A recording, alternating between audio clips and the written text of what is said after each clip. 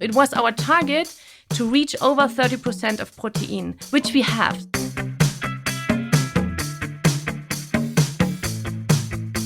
Welcome to the Swisspreneur Show, a podcast about startup stories and learnings from experienced entrepreneurs. Here's your host, Sylvan.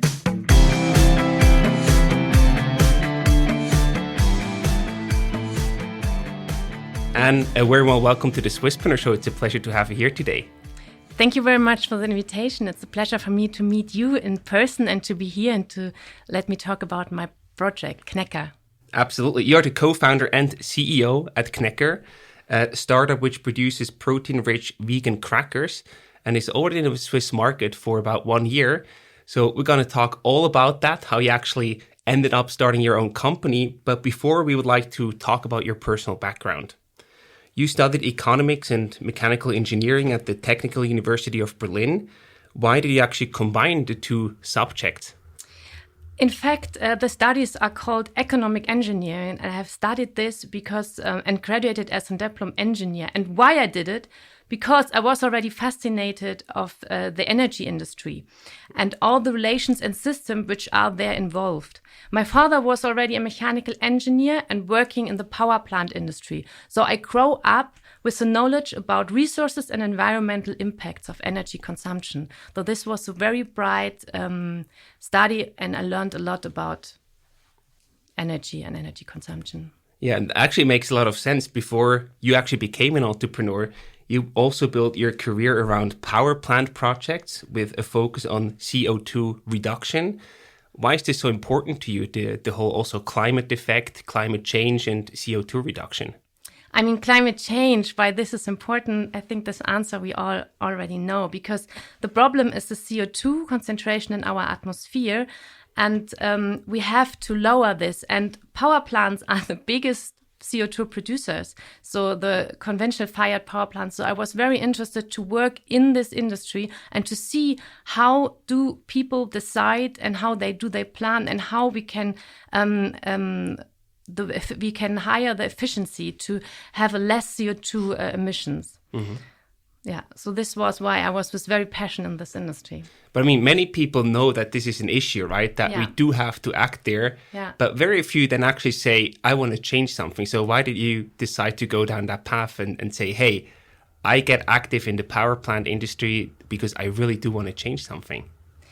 I think this is part of my DNA because, I mean, I'm on the word to change things, and I know that I have a lot of energy inside myself, and I want to put this energy in the right direction and to work. I mean, energy is the basis for our modern civilization. So if you work in this industry, you can change a lot. So this was really my inner activator to work and to change things in this industry. Got it. And another thing that you also have in your DNA is the entrepreneurial spirit. So there have already been some entrepreneurs in your family. Can you talk a bit how that motivated you to also then pursue your own career in entrepreneurship? In my direct family, not, but my grandfather was in fact setting up a company who produces marzipan and chocolate and nougat. And it's a funny story because he already developed a soya product after the Second World War. Because there was not enough meat on the market, so he developed like a liver paste, a vegan liver paste, and sold it. So we work a bit in the same topic, and this is quite funny. That's super interesting. Yeah. I think also the perfect segue, because in 2020 you then founded Knecker. Yeah. We heard about before the protein-rich vegan cracker. Mm-hmm. Can you take us back to the early days? I think together with Susanne, you actually developed the idea of Knecker. So how did that happen? Yeah, it was a big change for me because before I was working in the energy industry and my last step was in financing of renewable energies. And then I give birth to my third child. And this changed a lot because 3 children, it was not the easiest thing to go back to industry. And then I met Susanne as we volunteered together at the Ludothek. That's a very typical Swiss institution where you can rent games. And I met her there, and she was already a successful entrepreneur. And additionally, my husband is an entrepreneur since I met him. He founded his company when we get to know each other. So I was really impressed by her because she was successful as a mother with her own company. And we chatted the whole evening. And I said, I'm fascinated by the thought to found my own company and to work on my own idea. So she gave me a call and said, okay, I have an idea. And we met, and then she talked with me about the high protein crisp bread idea, aka Kneckerbröt. Right. Which firstly, I thought like, do we need another Kneckerbröt? But then I researched the market and I understood the thought behind plant-based protein. And plant-based protein has the same amount of protein as meat.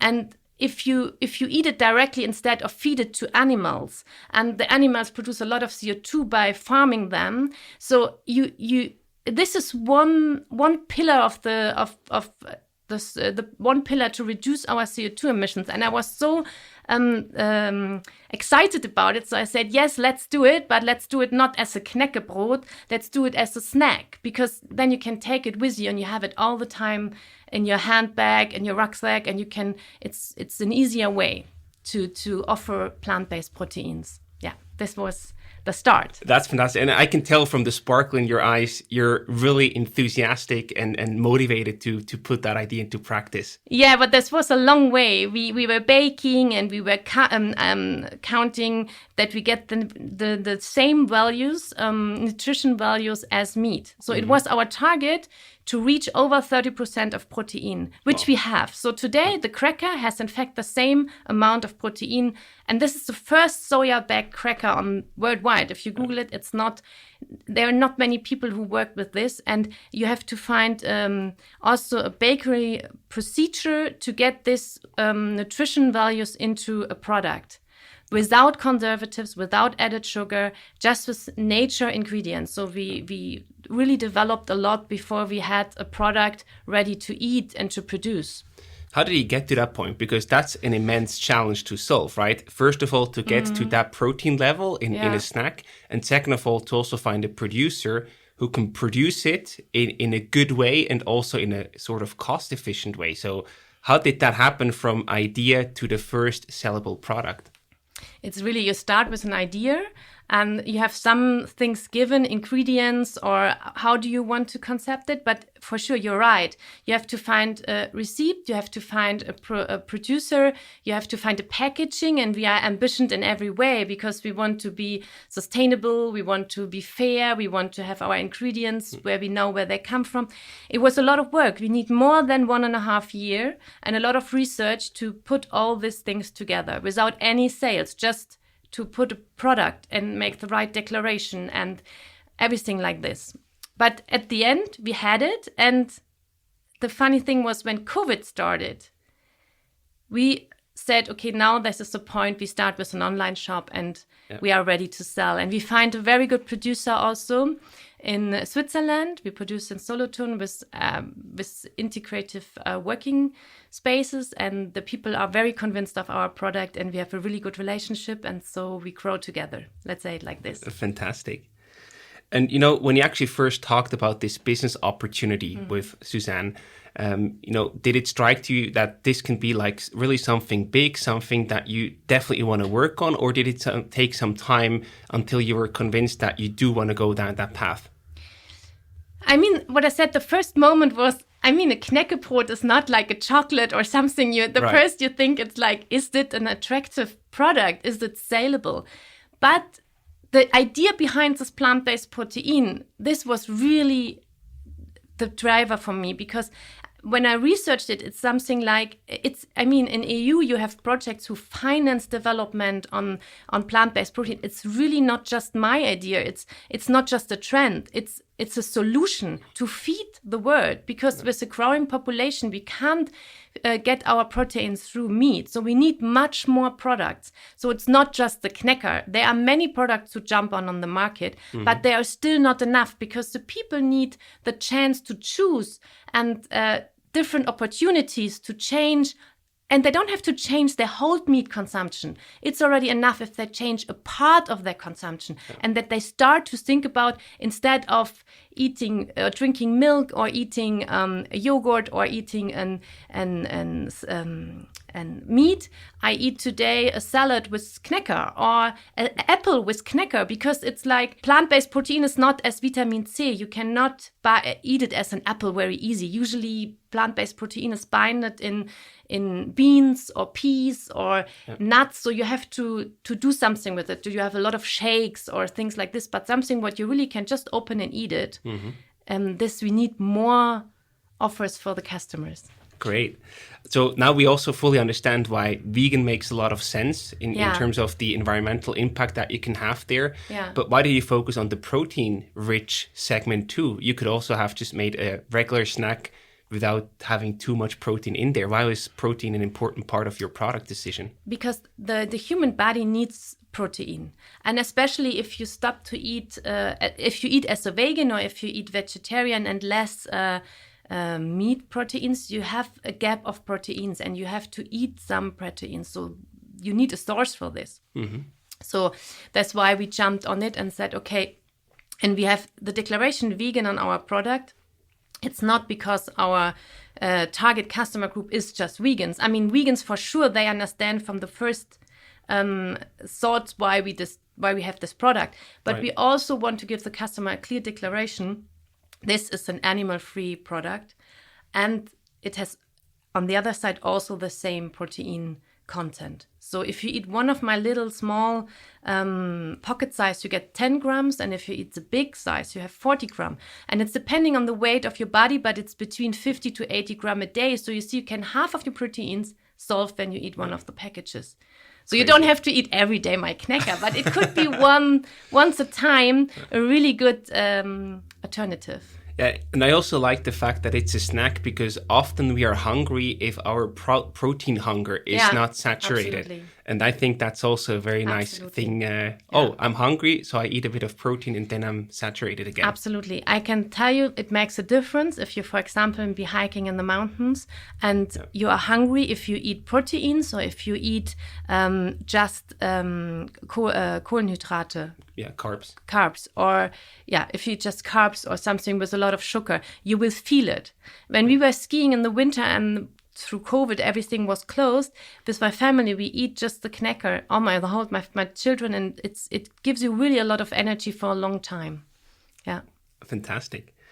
Now, you also mentioned soy is basically the base of your crackers. And I also wonder what other ingredients and taste do you have in there? I think you also have different tastes that you offer. Yeah. And what are other parts than soy that are part of your recipe, if you can share? I mean, you're absolutely right. The main ingredients is soya, and we get this in biological quality from a family company. We have a strong relationship there, and it's a really high qualified product. And the other ingredients are sesame, sunflower seeds, and pumpkin seeds, and lean seeds, Leinsamen. And this is, you call it oil seeds. This has also a good fats inside, and altogether we have no wheat in this. So usually you can say we are gluten-free, but we don't have a gluten bakery today. Okay. So probably in future we can do this, but this product is just with natural ingredients. And to attract our customers, we have started with 3 different tastes, and the tastes are very high meet high expectations, because it's mountain salt, It's salted. That's our more natural version, mostly attracted by sportive people when they go for hiking or after sports, because you need a bit additional salt. Then we have rosemary, which is more for, you can also combine with a glass of wine. It's like an appero. It's a bit more always sweet. Also, you can eat it with a jam. And then we have curry thymian, which is more for my children love it, and my husband. It's more for the people who also be attracted by chips taste. So we have 3 very different tastes, and so there will be some more in future. Fantastic. What do you have planned in that regard? Anything you can already share? We develop at the moment something with chocolate, but this is more for a winter version. So because a lot of people, we are not with sugar so far, but a lot of people miss it a bit. So we thought about to combine our salty version a bit with something sweet. And we have also like a Christmas version with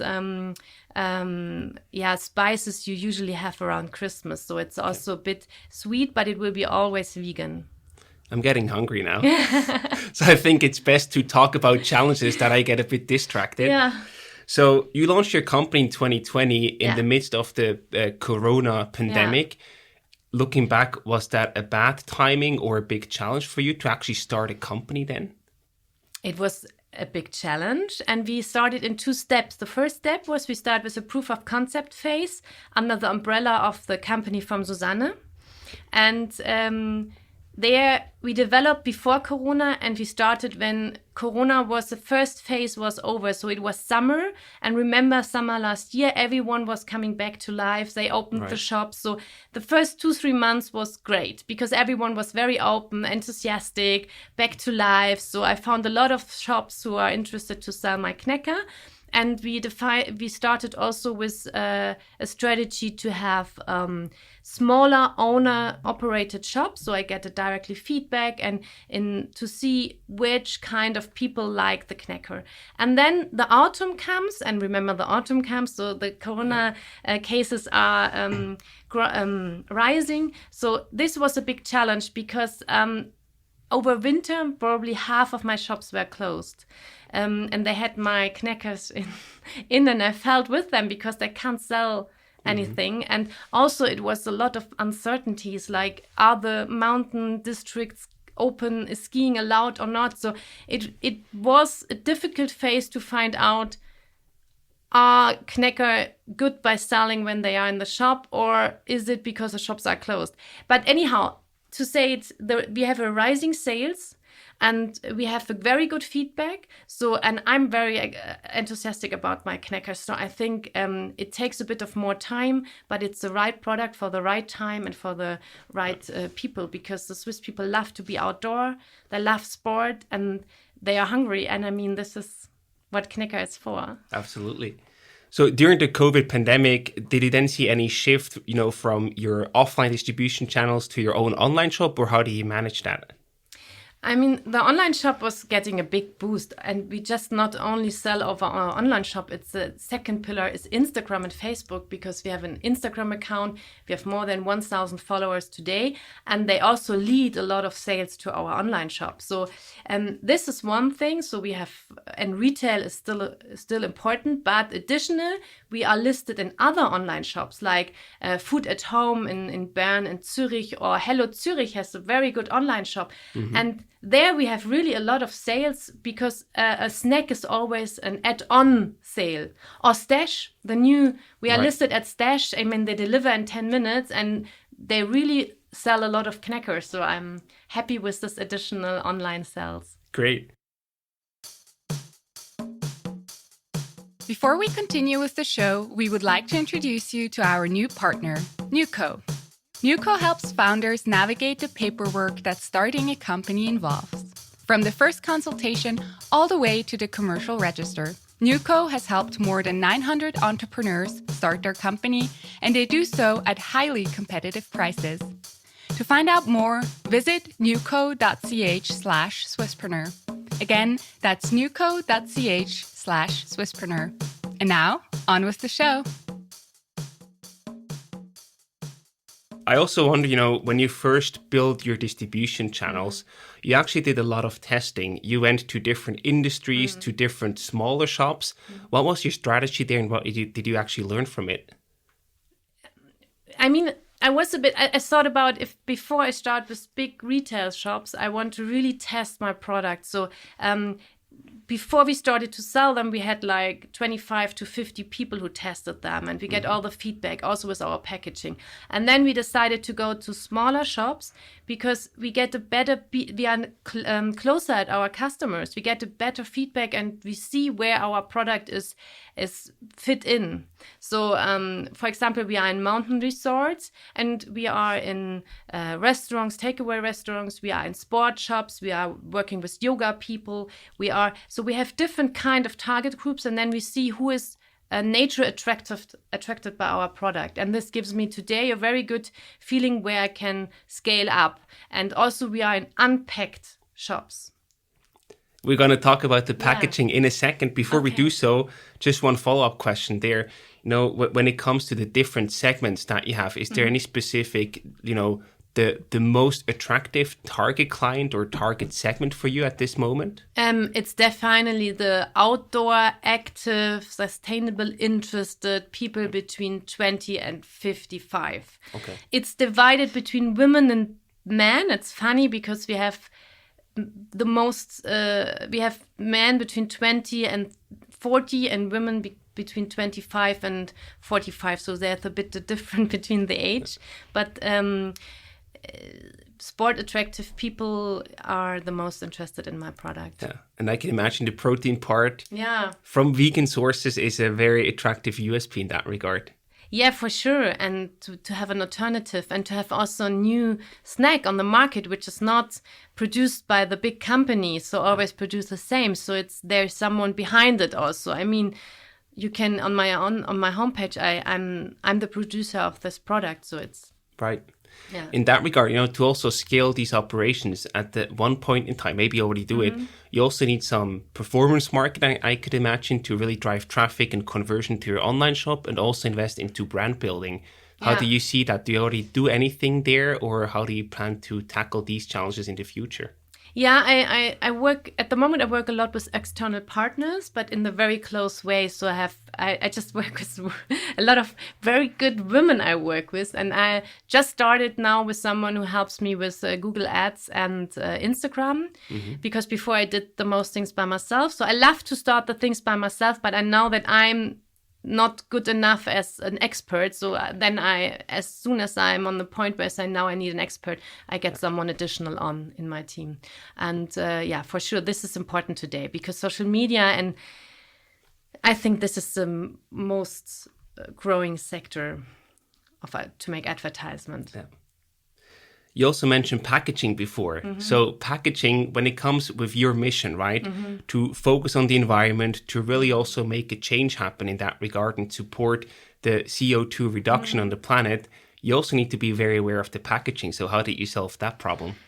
I mean, if I could choose, I want to have no packaging, but the product you have to save and to make it available for people, you need a packaging. So as an engineer, I'm part of a big women network where I also meet packaging engineers, and I discussed with them what is the best packaging. And my first solution now is that all of my packages are refillable. So this is on one side good because if you eat, you can close it again. You don't have to throw the rest away because it's an open thing in your bag and it makes you whatever. So, but you can also go to an unpacked shop and refill it. So my target was also to get a lot of unpacked shops addicted to my product, so that the customer can buy my product in this packaging and can make a refill. And my cost structure is also that it is really cheaper to make a refill instead of buying new. It is not easy because the unpacked shops are always owners driven, and I have today probably 8 on board. But I love these shops because these are the most innovative and very close to the customer and sustainable shops. So to be with them in contact inspires me on the other side a lot, because they are really ambitious in sustainability. And this is also, I think, that one pillar to reduce packaging and to really think about what we use as packagings. So this is a really great example of greed for good, so to say, how entrepreneurship can actually change things for the better in the world. And I also wonder, Switzerland is great to start, but it's also a pretty small market.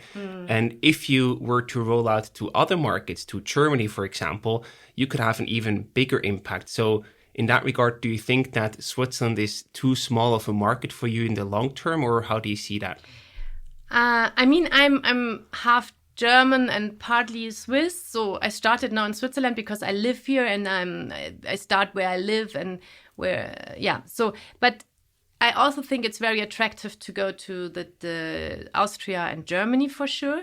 But on the other hand, it's not very easy to go as a Swiss startup in the European market, especially in the food industry, because the boundaries are pretty high with taxes and declarations, and you have to found a company in Germany. You need an addressable address in the European market. So it would be much more easy to go from Italy to Germany, but to be inside the EU market. But the EU market the boundaries are getting higher and higher. And as a small startup, it makes a lot of costs and effort to start there. And I get a lot of calls from Germany. All the big retail companies called me and say like, hey, do you want to be part of my startup program? Send me examples. You can pitch here in front of my buyers. And the thing what I say today is I would love to do it, but I need a bit more volume here before I start to enter your market. And I have to figure out all the boundaries, how I can do it, because it's not so easy. So that's a great challenge to solve for the future. Yeah, that's the next steps for sure. This or next year, we will see. But I want to turn... It's developed in Switzerland, and it's a Swiss idea. And It has the whole emotions of the mountains into this product. But we love to bring it to the world because the climate change is all over the world. So, exactly. Yeah. You mentioned the export hassle. That is a big challenge. Currently, you are fully bootstrapped, so you don't have any investors on board. And I can imagine, besides all the advantages that this gives you, this can also be quite a challenge by itself. So did you have to make any tough calls or tough trade-offs in order to stay bootstrapped and not take any investors on board?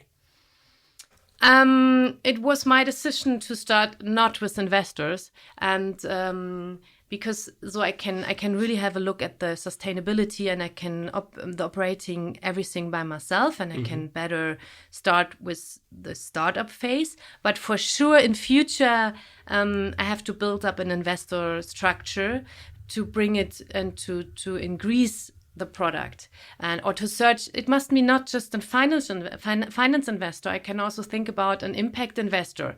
There are other impact investors also in the European market who loves to be involved in this product, so that they bring also their competences and network to the product. So I'm very open for this, for cooperation with other producers, other impact investors, and people who are keen on what can we do to tackle the climate change? Got it.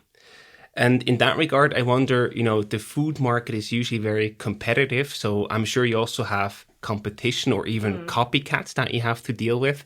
How do you handle that? Is that something that lets you sleep quietly at night, or something that keeps you more up at night?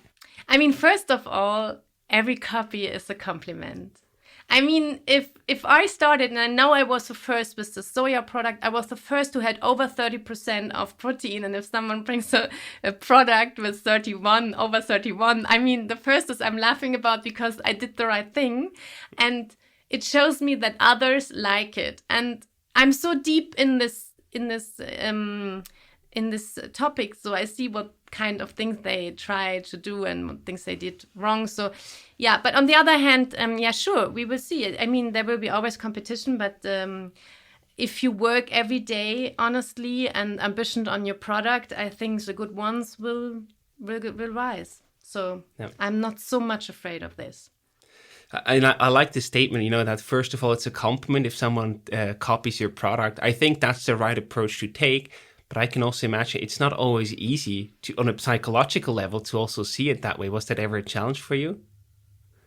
Yeah, sure. There's not every day that I think my product will be the best. Sometimes some days I also be like, make it sense, is it working, or if I see that others are copying. It's not just copying the product, they're also copying your Instagram, how you do your postings, how you act, your design, your packaging. I mean, it's tough and it's not everyday sunshine, but this is something I learned, and it's a hard way, an entrepreneurial thing, to rely on yourself and to go through these days. And there will be days where no one is calling and buying, but there will be coming days where some people call and buy again. And and overall, it has to be more days where people buy instead of not buying. So, was there ever a moment where you thought, I don't want to do that anymore, it's just too much, doesn't work, or it's not the right thing for me, let's close the shop? There are moments like this, and I'm alone, but I have also, if you have a look at my homepage website, I have also an advisory board. So I have choose 3 strong women who supports me. Also my partner Susanne, who stepped out last year in autumn, because she's already an entrepreneur, and she said, okay, that's too much work, having children, having 2 companies. And so that was the moment where I decided to do it alone.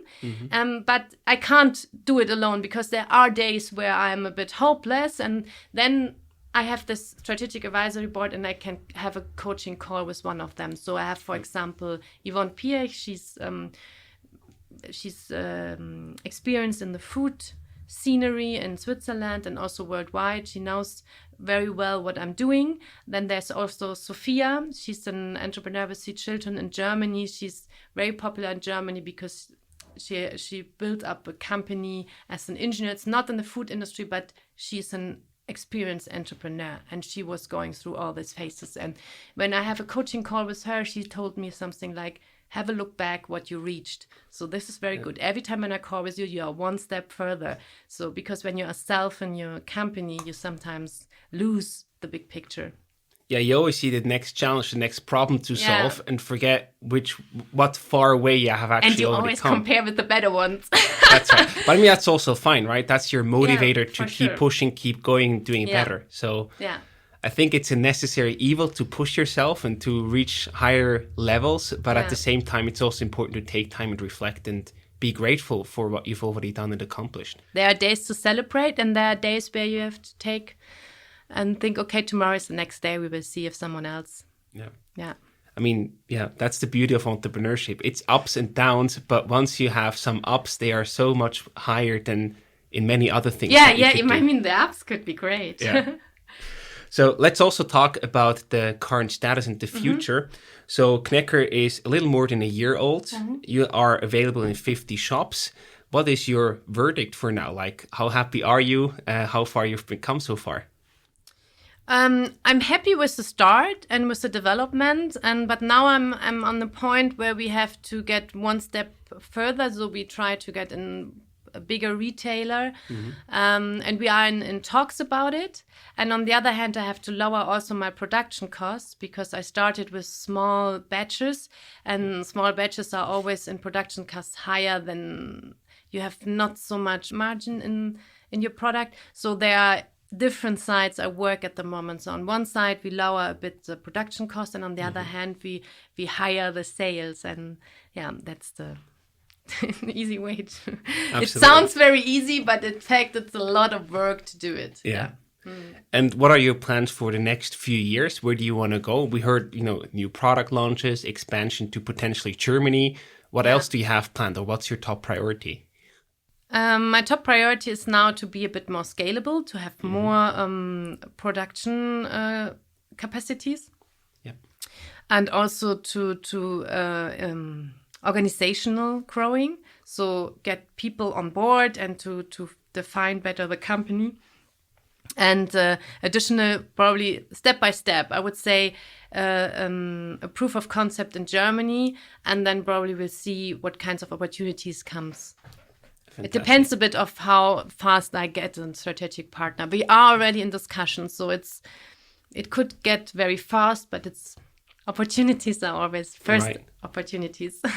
And in that regard, is it also planned for you to get investors on board? Yeah, or? that's for sure. Okay. Yeah, That's for sure. Also a next step Yeah, that you tackle. that could be the next step. Mhm. Got it. To get a bit more growing, because if there's more financial behind, we can invest in the sales more better in marketing and everything. Yeah. And I also imagine, especially a market launch in Germany, for example, there you're probably well set up if you have a bit more capital at hand. For sure. So we also like to ask our guests about their favorite resources and gadgets. Yeah. So do you have anything to share? It could be blogs, books, podcasts, or also, little things that you use yourself in your daily life. Instagram. Everyone who has a company should be on Instagram. What is really important for me and keeps me going on is networks. So especially I'm active in a lot of women networks. So you have to have a look at Femtech alumni, for example. We are over 800 women over Switzerland and Germany, and also ETH Zurich is part of this, where Femtech alumni are studying and growing out. And there I find so many good advisors and feedback givers. So this gives me really a lot of power and energy. Cool. Yeah. And as a closing section, we have some rapid fire questions for you. I give you a short question or a choice, and you can make your choice or explain your answer in one sentence. Okay. Are you ready? Yes. So, how many snack breaks do you take per day? 1 or 2. Okay, that's good. How many hours of sleep did you get last night? I was excited of this interview, so just 4. Wow, okay. Bergsalz, curry, thymian, or rosmarine as a taste? Bergsalz. Your favorite one. Where do you actually go to think? For a walk. I love the forest. For hiking, or just pick up my children from school. Fantastic. And the last one for you today, what advice would you give to your 20-year-old self? I think when I was 20 years old, I did a lot of things already right. But sometimes rely on yourself, relax, and life is not fair, but there will become the next chance. Fantastic. And thank you so much for stopping by. It was a pleasure to talk about your story, your impressive Knecker story. We wish you all the best, lots of success, and are excited what new tastes in the markets you will tackle in the future. Thank you very much. And I hope a lot of you will try my Knecker or think about why plant-based protein is so essential for our future nutrition. This episode was brought to you by Swisspreneurs' main partner, Clara Business, the digital all-in-one solution for small businesses. Managing internal processes manually and on paper wastes an incredible amount of time. That's why Clara digitizes everything, allowing you to focus on what really matters, your core business. Go to clara.ch to find out how your business administration can be simpler, faster, and more efficient. Again, that's clara.ch.